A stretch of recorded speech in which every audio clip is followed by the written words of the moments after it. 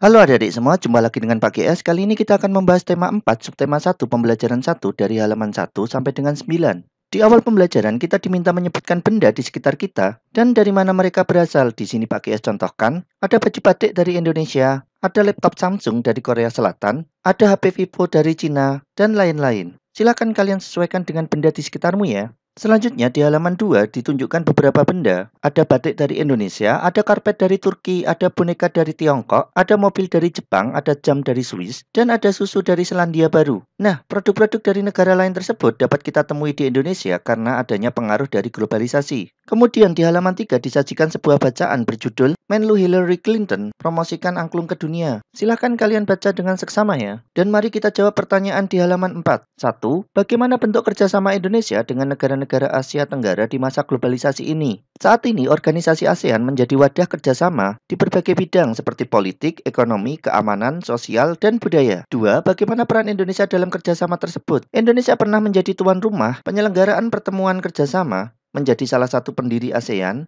Indonesia pernah memimpin ASEAN, dan Indonesia juga ikut serta menciptakan perdamaian di Asia Tenggara. 3. Bagaimana peran angklung dalam acara tersebut? Angklung membantu menciptakan iklim yang kondusif sehingga para tamu undangan terlihat bahagia dan senang. Selanjutnya, kita diminta mengisi bagan mengenai kerjasama Indonesia dengan negara-negara di Asia Tenggara di bidang sosial budaya di masa globalisasi. Bentuk kerjasama di bidang sosial, ada kerjasama untuk kemanusiaan, yaitu mengirim bantuan kepada negara-negara yang dilanda bencana alam atau konflik. Ada menjaga perdamaian antar negara anggota, contohnya ikut serta menyelesaikan konflik Kamboja dan mewujudkan Asia Tenggara bebas narkoba, yaitu dengan melakukan upaya-upaya pemberantasan narkoba. Lalu, bentuk kerjasama di bidang budaya, memperkenalkan budaya negara anggota ASEAN melalui pendidikan. Misalnya materi tentang negara anggota ASEAN di pembelajaran kelas 6 SD. Mengadakan festival seni, yaitu dengan mengundang seniman dari negara tetangga untuk mengadakan pentas seni di Indonesia. Lalu ada program pertukaran acara televisi, radio, dan pertukaran artis. Contohnya kerjasama antar studio film untuk melakukan kolaborasi. Selanjutnya disajikan teks eksplanasi ilmiah berjudul menghasilkan energi listrik yang berisi informasi mengenai pembangkit listrik tenaga air.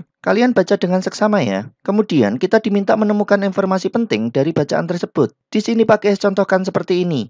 Ada topik masalah di paragraf 1, ada deret penjelas di paragraf 2, juga kesimpulan dan pesan pribadi penulis di paragraf 3. Silahkan kalian pause videonya untuk membaca lebih teliti. Terakhir, di halaman 8 kita diminta menuliskan proses dihasilkannya energi listrik oleh pembangkit listrik mikrohidro. Di sini pakai jawab seperti ini. Silahkan kalian pause videonya untuk membaca lebih teliti. Jika ada pertanyaan, silahkan tulis di kolom komentar ya. Cukup sekian pembelajaran bersama Pak GS kali ini dan sampai jumpa di pembelajaran selanjutnya.